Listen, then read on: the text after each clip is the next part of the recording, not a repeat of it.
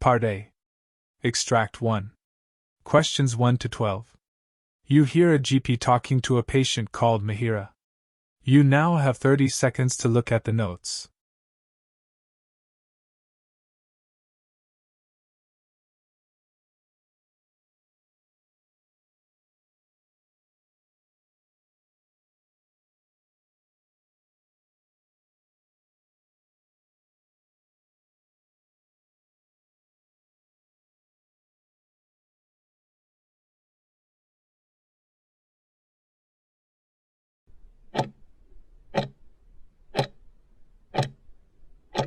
Good morning, Mihira.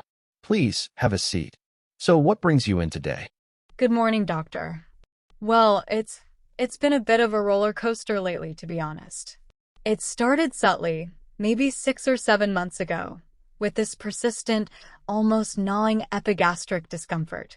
It's not acute pain, more of a chronic, low-grade ache, often exacerbated postprandially, particularly after what I would consider a substantial repast. Initially, I dismissed it as perhaps a transient bout of dyspepsia, attributing it to my sometimes irregular eating habits due to the exigencies of my demanding work schedule. I understand. And has this epigastric discomfort been your only concern? Not entirely. Concomitantly, I've noticed a rather unsettling pattern of, regurgitation. Not forceful emesis, mind you, but more of an effortless reflux, particularly after meals. It has this rather acrid taste, quite unpleasant. And lately, I've been experiencing these episodes of intense fatigue, almost a profound lassitude, which is quite atypical for me. I've always been rather energetic, quite active. You mentioned your work schedule. Could you elaborate on that a little? Certainly. I work as a software architect, which involves long hours, often sedentary, and quite a bit of stress to meet deadlines. I try to maintain a healthy lifestyle, I really do. I used to be quite diligent with my fitness regimen, regular yoga, brisk walking, but lately with this persistent fatigue, it's become increasingly challenging to adhere to that. My dietary habits, they're somewhat erratic. I often skip meals due to time constraints and then tend to overcompensate later, particularly in the evenings. I'm trying to be more mindful, but it's a struggle. Have you tried any remedies for these symptoms, Mihira? Yes, I have. Initially, for the epigastric discomfort, I tried over-the-counter antacids, which provided transient, albeit incomplete, relief. I also attempted some dietary modifications, avoiding spicy foods, reducing my caffeine intake, but the symptoms persisted. For the reflux, I even tried sleeping with my head slightly elevated, which seemed to offer minimal improvement. My mother suggested some herbal concoctions, a ginger and chamomile infusion, which I tried religiously for a while, but again, the relief was ephemeral. Thank you for that detailed history, Mihira. Based on the constellation of symptoms you've described, the chronic epigastric discomfort, the effortless regurgitation, the fatigue, coupled with the information about your dietary habits and the lack of sustained relief from symptomatic treatments, I'm inclined to consider a diagnosis of bulimia nervosa. Really? But I'm not overweight. Mihira, this isn't solely defined by weight. It's characterized by a cycle of binge eating followed by compensatory behaviors aimed at preventing weight gain. These behaviors can include self-induced vomiting, misuse of laxatives or diuretics, fasting, or excessive exercise. The effortless regurgitation you described, along with the epigastric issues, can sometimes be a consequence of these behaviors, even if they aren't always overt or frequent. The electrolyte imbalances that can occur can also contribute to the profound fatigue you're experiencing. All right.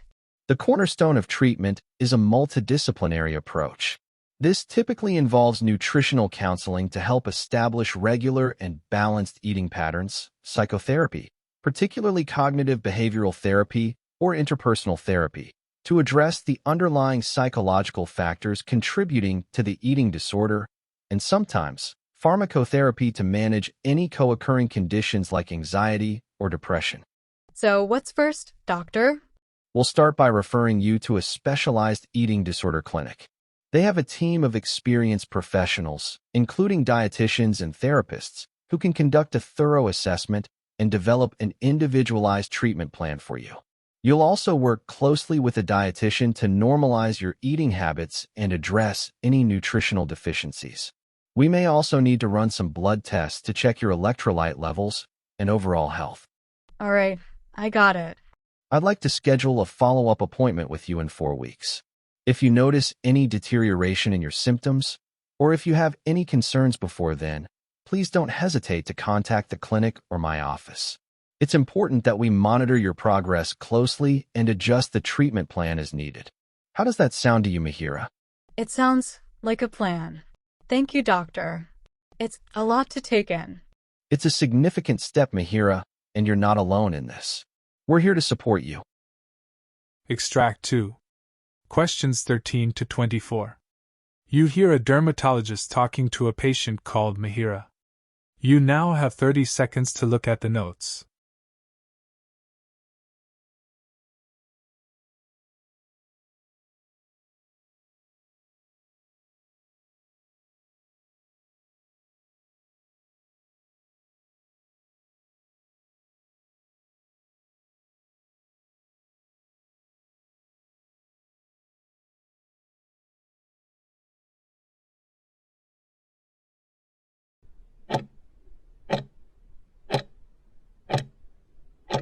Good morning, Mihira. Please come in and have a seat. Good morning, Dr. Lewis. Thank you. So, what brings you in to see me today? Well, doctor, it started about 3 weeks ago, quite insidiously, I must say. Initially, I just noticed these small, raised wheals on my forearms. They were intensely pruritic, almost maddeningly so, especially in the evenings. The sensation wasn't just a superficial itch. It felt deep-seated, almost like tiny subcutaneous pinpricks accompanied by this persistent, burning discomfort. It was quite distracting, particularly at night, significantly impacting my sleep architecture. Then, over the subsequent days, these wheals began to coalesce, forming larger, erythematous patches that seemed to migrate around my body, one day on my trunk, the next on my thighs. The edges were quite irregular, almost serpiginous in appearance, and the central areas sometimes appeared slightly blanched. It's been quite distressing, not just physically with the relentless pruritus, but also emotionally, as it's quite unsightly and I feel rather self-conscious. I see. And have you tried anything to alleviate these symptoms? Yes, I have. My local pharmacist suggested a topical hydrocortisone cream, which I applied diligently for about a week, but it offered only transient and minimal relief from the intense itching. I also tried some over-the-counter medication, cetirizine, I believe, but they seemed to make me quite drowsy without significantly reducing the urticarial eruptions or the associated pruritus. My grandmother, who has a penchant for traditional remedies, suggested applying a paste of sandalwood and turmeric, which, while cooling initially, didn't seem to have any lasting effect on the underlying issue. I even tried eliminating certain foods from my diet that I suspected might be triggers, things like shellfish, but the eruptions continued unabated. Thank you for those details, Mihira. Could you tell me a little about your occupation? Certainly. I work at a textile manufacturing unit. My role involves quality control, so I'm often handling various fabrics and dyes. There can be quite a bit of dust and exposure to different chemicals in the air, although we do adhere to strict safety protocols, including wearing personal protective equipment. Based on your description of the transient migratory pruritic wheals, their morphology, and the lack of sustained response to the treatments you've tried, the most likely diagnosis appears to be urticaria. Hives, you mean? Yes, Mihira, that's the common term. To confirm this, I'd like to perform a brief examination. Would you mind if I took a closer look at the affected areas? Not at all, doctor. Yes, these are classic urticarial lesions, raised, erythematous, and clearly pruritic. Notice the blanching upon pressure.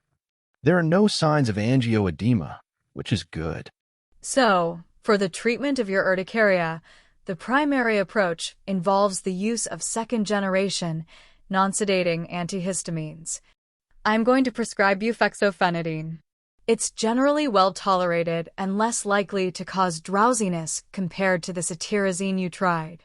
You'll need to take 1 tablet orally once daily, preferably at the same time each day.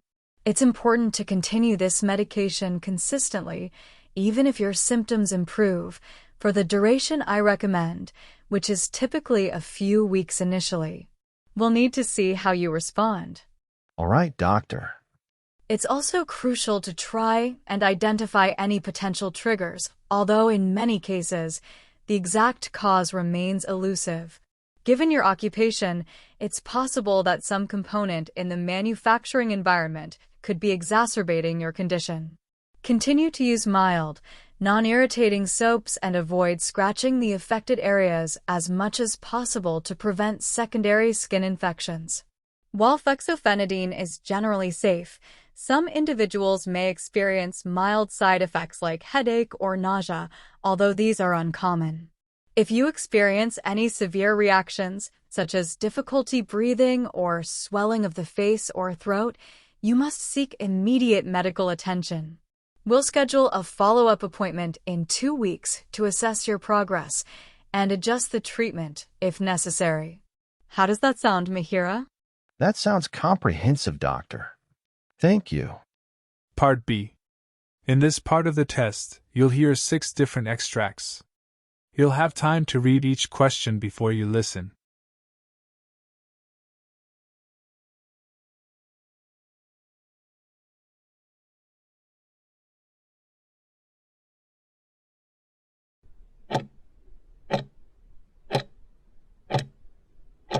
Good morning, Mihira. How have you been since your last visit? Honestly, not great. I've been getting these headaches again, worse than before. I thought the new medication was helping, but now I'm not sure. I see. Are they more frequent, or just more intense? Both, really. They start in the afternoon, mostly behind my eyes, and sometimes my vision blurs. But the dizziness I had before is gone, so that's something. That's good the dizziness has improved. Mihira, have you been taking the medication with food as instructed? Most of the time, yes. But last week, I missed a dose because I ran out. I called the pharmacy, but they said the refill needed doctor approval. That could explain the worsening headaches. Skipping doses can cause rebound symptoms. Let me check if the refill was approved. Also, I've been under a lot of stress at work. Tight deadlines, you know? Could that be making it worse? Stress can definitely contribute. But since the headaches are positional, worse when you bend over, it's more likely linked to the missed doses. Let's get your prescription sorted first.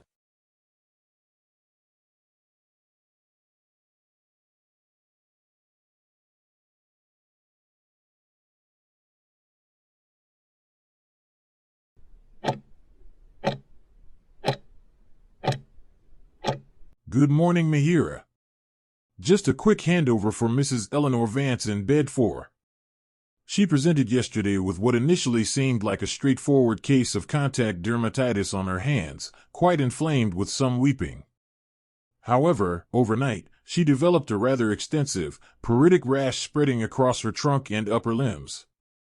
She mentioned using a new brand of hand sanitizer just prior to the initial flare-up, but also recalled a similar, though less severe, episode a few months ago after using a different moisturizer.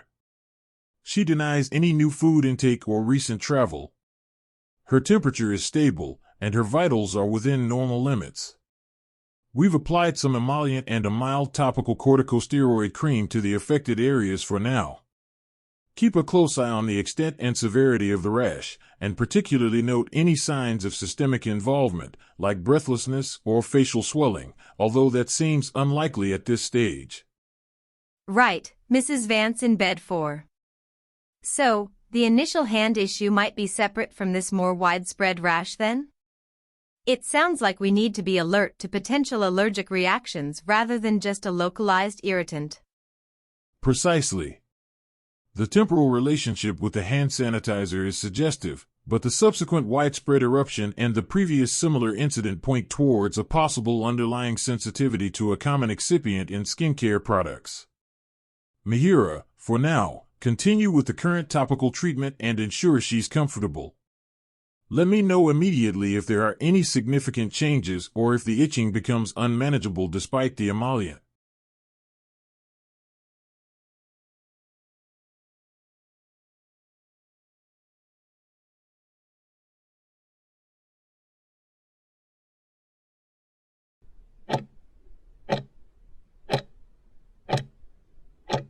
Hi Thomas, just a quick update on Mr. George Finley in bed 7. He's post-operative day 3 following a total knee arthroplasty. Yesterday, he was progressing well with his initial mobilization, managing short walks with crutches and achieving good quadriceps activation. However, this morning he reported increased pain in his calf, distinct from his surgical site discomfort. He initially attributed it to overexertion during yesterday's session, but on examination, there's some mild swelling and increased warmth in that lower leg. He has a history of intermittent claudication, which he manages conservatively, but this pain feels different, more constant. We've held off on today's planned exercises for the knee to assess this new symptom. His vital signs are stable, and there's no obvious redness or skin discoloration in the calf. Right Mihira, Mr. Finley, post-TKA, increased calf pain. So, we need to differentiate between post-exercise soreness and something more concerning, especially with his history of vascular issues. Exactly. While muscle strain from the physiotherapy is a possibility, the disproportionate pain and the associated signs warrant caution. The primary reason for this briefing is to request you monitor his calf closely for any worsening swelling, tenderness, or development of redness. Also, could you please check his distal pulses regularly? I'll reassess him later this afternoon, but any significant changes should be reported immediately.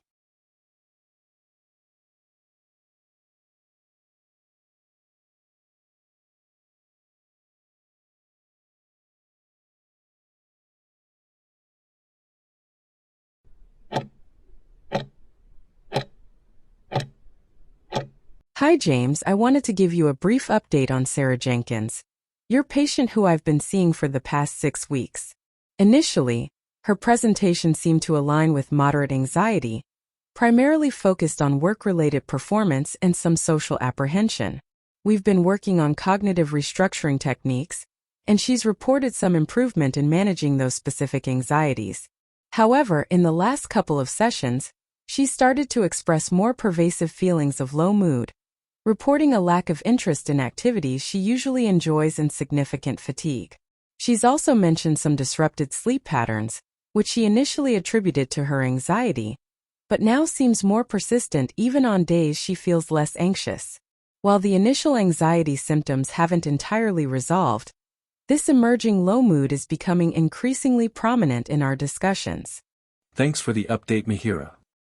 So, the initial impression of primarily anxiety might need to be broadened then. It sounds like there could be a co-occurring element of depression that wasn't immediately apparent. That's my current thinking. While it's important not to pathologize normal fluctuations in mood, the consistency and the impact on her daily functioning are concerning. My opinion is that while continuing our current therapeutic approach for anxiety management is still relevant, incorporating strategies specifically aimed at addressing the low mood would be beneficial at this stage.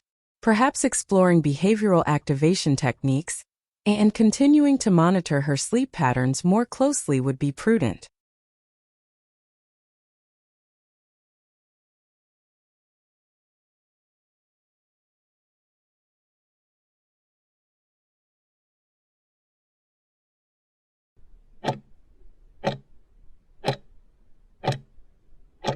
Hi Alistair, just a quick update on Mr. David Miller, who's recovering from a stroke affecting his right upper limb.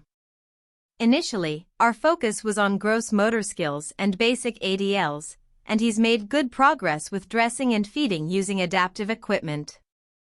However, he's now expressing significant frustration with fine motor tasks, particularly buttoning his shirt and managing cutlery for more complex meals. He also mentioned difficulty with tasks requiring bilateral coordination, like opening jars. While his grip strength is improving, his dexterity remains significantly impaired. We've been working on compensatory strategies and task modification, but his emotional state seems to be dipping due to these persistent limitations in finer movements. He's also started comparing his progress unfavorably to another patient on the ward with a different neurological presentation. Thanks, Mihira. So, while the overall functional independence is improving, the specific challenges with hand dexterity are becoming a key issue affecting his morale? The gist of it is that despite achieving independence in some areas, the ongoing difficulties with fine motor control are now the primary barrier to his overall sense of recovery and well-being. We need to explore more targeted interventions for hand function, perhaps incorporating more graded motor imagery and specific exercises for dexterity. His emotional response to these limitations also needs to be considered in the broader rehabilitation plan.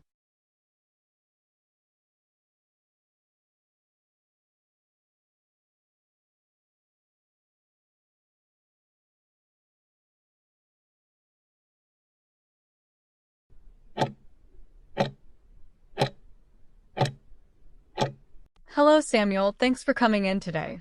So, what brings you in? Well, Mihira, I've been having a few issues. Firstly, I've noticed a sensitivity to cold drinks in my upper right molar area. It's quite sharp but doesn't last long. Secondly, and perhaps more concerning, is this dull ache I get occasionally in my lower jaw, on the left side. It's not constant, comes and goes, and sometimes I feel it radiating up towards my ear. I also think my gums might be a little more tender than usual when I brush, and I've seen a tiny bit of blood a couple of times. I've been trying to be more diligent with flossing, but it doesn't seem to have made a huge difference with any of these problems. Okay, I understand. You've mentioned sensitivity to cold, intermittent jaw pain, and some gum tenderness with occasional bleeding. It sounds like we need to investigate these different symptoms. The sensitivity to cold is often indicative of early enamel wear or possibly a small area of exposed dentin. The intermittent jaw pain, especially with radiation to the ear, could be related to temporomandibular joint issues or even referred pain from another area. The gum tenderness and bleeding are usually signs of gingivitis. So, while you have multiple oral concerns, the key thing we need to determine today is the likely cause of that recurring jaw discomfort. Extract 1. Questions 31 to 36. You hear the conversation between a gynecologist, Dr. Mihira, and an interviewer. You now have 90 seconds to read questions 31 to 36.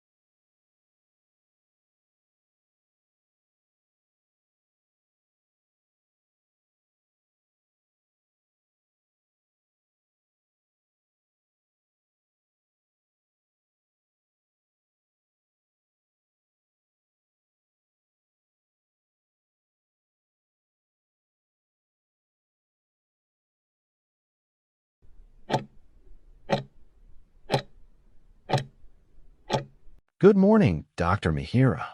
Thank you for joining us today. Your journey in gynecology must have been filled with some very compelling stories. Could we start with something personal? Tell us about your very first patient. Good morning and thank you for having me. Yes, I can still picture that day clearly. I had just started my residency and was assigned a young woman named Emma. She was 23, energetic, full of questions, and a little nervous. She came in for a routine follow-up after stopping oral contraceptives. She complained of light spotting between her periods, and initially, I assumed it was just the hormonal shift from stopping the pill. That would have been the most straightforward conclusion. But something about her manner. Maybe it was the way she hesitated or her tone when she said she had experienced this before, made me dig a bit deeper. So, I decided to do a speculum examination, even though it wasn't strictly indicated. That's when I found a small cervical polyp, benign but very vascular. It wasn't dangerous, but she was terrified it meant something serious. She confessed she'd been Googling symptoms and was scared it was cancer. The actual treatment was quick. A minor outpatient removal. But what struck me was how much of her anxiety stemmed from not being heard in previous consultations. It taught me early on that empathy and active listening are as crucial as the clinical skill set. That really captures how medicine is just as emotional as it is scientific. Now, I'd like to hear about the case that has stayed with you the most. What's been your most memorable experience, Dr. Mihira? Without question, it was a woman named Laura. She was 39, and by the time she came to us, she had already experienced 5 miscarriages and had gone through 4 unsuccessful IVF cycles. She and her partner were utterly emotionally drained. I remember during her consultation she didn't even speak much. Her husband did most of the talking. She just kept her eyes down and clutched a folder of medical reports. Medically, her situation was complex. Multiple uterine fibroids, a bicornuate uterus, and declining ovarian reserve. I could see that she wasn't just dealing with infertility. She was carrying years of unresolved grief. We devised a plan. We started with fibroid removal via laparoscopic myomectomy, followed by a customized hormone protocol for IVF. Midway, she had severe pelvic pain, and we feared an ectopic pregnancy, but it turned out to be a large corpus luteum cyst. Despite all odds, she conceived with twins. I was with her during her C-section, and when she held her babies she whispered, "I never thought this day would come." That moment broke me. It reminded me that behind every medical chart is a soul waiting to heal in more ways than one. That sounds deeply emotional and a testament to persistence. Now, medicine can often surprise us. Dr. Mihira, what's the most uncommon or puzzling case you've encountered? That would have to be Sophie's case. She was 29 with symptoms that initially mimicked endometriosis, persistent pelvic pain, painful urination, and pressure symptoms. We did a transvaginal scan, and while her reproductive organs looked mostly fine, the pain pattern didn't align with gynecologic pathologies. Eventually, an MRI showed a soft tissue mass positioned posterior to the uterus but anterior to the bladder. After some deliberation and consulting radiology, we discovered it was a remnant of a non-canalized Müllerian duct, essentially tissue from embryonic development that hadn't been reabsorbed. Unbelievably, it was hormonally responsive and would swell with each menstrual cycle, compressing the bladder. The surgery was delicate. We had to involve a urologist because the mass was entangled with the bladder wall. Post-op, her symptoms resolved completely. That case taught me how important it is not to let patterns blind us. Just because symptoms sound familiar doesn't mean they originate from where we expect. That must have been challenging, both in diagnosis and treatment. Dr. Mihira, let's talk about something perhaps less dramatic. Have you had a case that was simple but still left an impression? Yes, actually. One of my favorites in a way was a 19-year-old named Rachel. She came in complaining of intense abdominal pain, and she was convinced something was terribly wrong, possibly ovarian cancer. She'd been Googling her symptoms, which overlapped with some early cancer symptoms, and she had a strong family history. After a full workup, including an ultrasound and labs, everything came back normal. I asked her to track the pain's timing. Turns out, it aligned almost perfectly with ovulation. She was experiencing what's called Mittelschmerz, ovulatory pain. It's benign, often self-limiting, and quite common. But what moved me was her relief. When I explained it to her and showed her diagrams, she actually started crying. She said no one had ever taken her symptoms seriously before, and that she felt safe for the first time. That case reminded me how sometimes reassurance, when grounded in proper investigation, can be the most powerful medicine. It sounds like an important reminder that even easy cases can carry deep emotional resonance. Shifting focus, Dr. Mihira, tell us about a case that involved advanced intervention, medically or technologically. Absolutely. Olivia's case comes to mind immediately. She was 35 and had recurrent ovarian torsion due to enlarged polycystic ovaries. She'd already undergone 2 laparotomies at other hospitals and was left with adhesions and chronic pelvic pain. She also wanted to conceive, which complicated the management.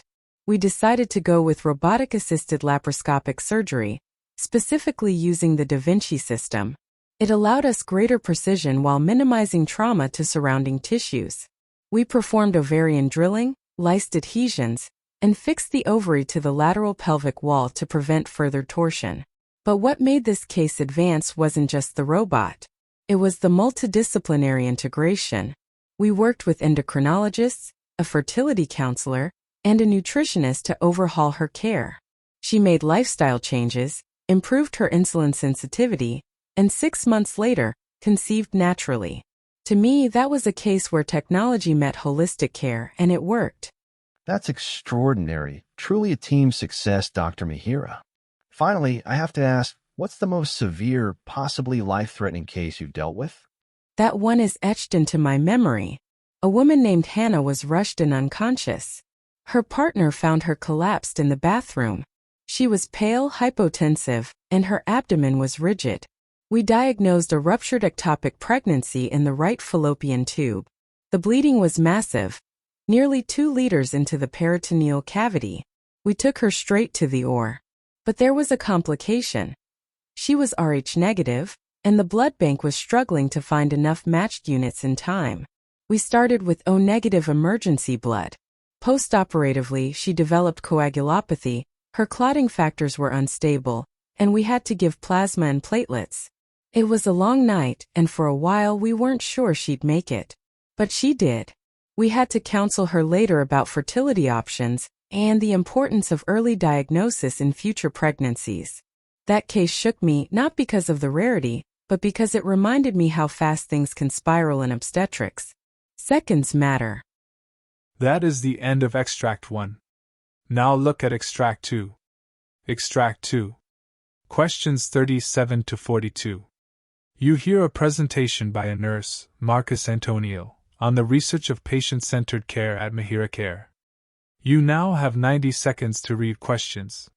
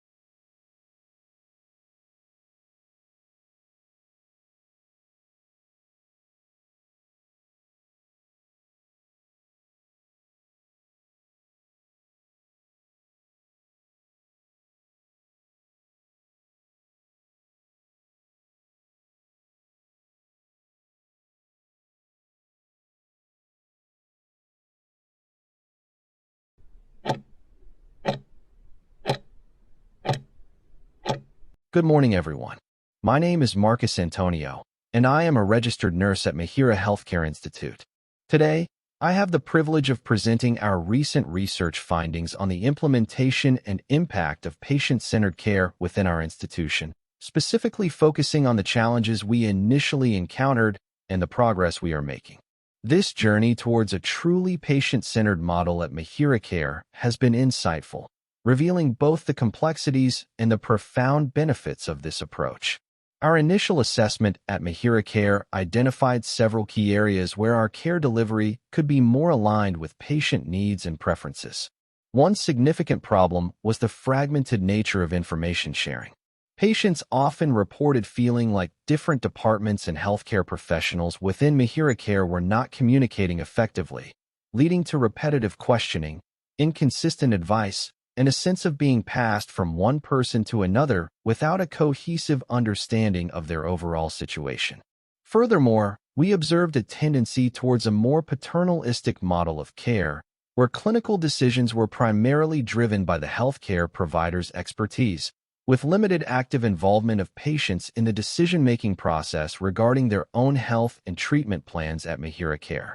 Finally, we noted inconsistencies in how individual patient preferences, such as preferred communication styles, cultural considerations, and personal values, were consistently acknowledged and integrated into their care plans across different settings within Mihira Care.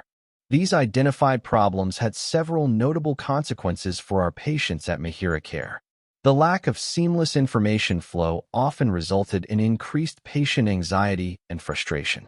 Having to repeatedly recount their medical history and concerns led to feelings of being unheard and undervalued. The limited involvement in decision-making frequently resulted in patients feeling disempowered and less invested in their treatment adherence. When their individual preferences were not consistently addressed, patients sometimes felt their dignity was compromised and their overall experience at Mihira Care was less satisfactory. Moreover, these issues contributed to a potential decrease in patient trust in the healthcare system and could negatively impact their willingness to actively participate in their care and follow recommended treatment protocols at Mihira Care. The primary underlying cause for these challenges at Mihira Care was a combination of systemic and cultural factors. Our organizational structure, while efficient in many aspects, had historically developed silos between different specialties and departments, hindering fluid interprofessional communication. Furthermore, ingrained professional norms sometimes inadvertently prioritize clinical expertise over actively soliciting and incorporating patient perspectives. While individual staff members at Mihira Care were dedicated to providing good care, the system itself did not always facilitate a truly collaborative partnership with patients. A lack of standardized protocols and training specifically focused on eliciting and integrating patient preferences across all levels of care at Mihira Care also contributed to the observed inconsistencies. To address these issues and foster a more patient-centered environment at Mihira Care, we identified several potential measures. Firstly, implementing a robust electronic health record system with enhanced interoperability across all departments is crucial to ensure seamless information sharing and a holistic view of each patient's journey at Mihira Care. Secondly, developing and delivering comprehensive training programs for all staff on patient-centered communication techniques, shared decision-making models, and the importance of actively eliciting and respecting individual patient preferences at Mihira Care is essential.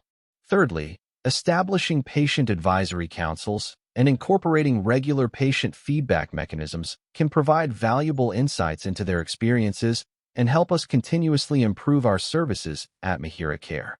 Finally, integrating patient-reported outcome measures into routine clinical practice can provide a more comprehensive understanding of the impact of our care from the patient's perspective at Mihira Care. Implementing these measures at Mihira Care will require a multifaceted approach. The rollout of the enhanced EHR system will involve significant investment in technology and comprehensive training for all users. The patient-centered communication training programs will need to be integrated into orientation for new staff and offered as ongoing professional development opportunities.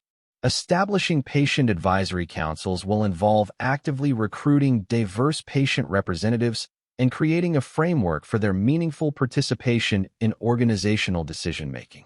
Integrating patient-reported outcome measures will necessitate the selection of appropriate tools and the development of workflows for their systematic collection and utilization in clinical practice at Mihira Care. Leadership commitment and a cultural shift that truly values patient partnership will be paramount for the successful and sustainable implementation of these changes at Mihira Care. Looking towards the future at Mihira Care, we envision a healthcare environment where patients are active partners in their care, where their preferences and values are consistently respected and integrated into all aspects of their healthcare journey.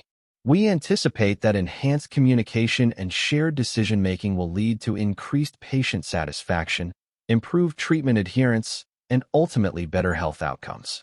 By breaking down silos and fostering a culture of patient partnership at Mihira Care, we aim to create a more compassionate, effective, and truly patient-centered healthcare system.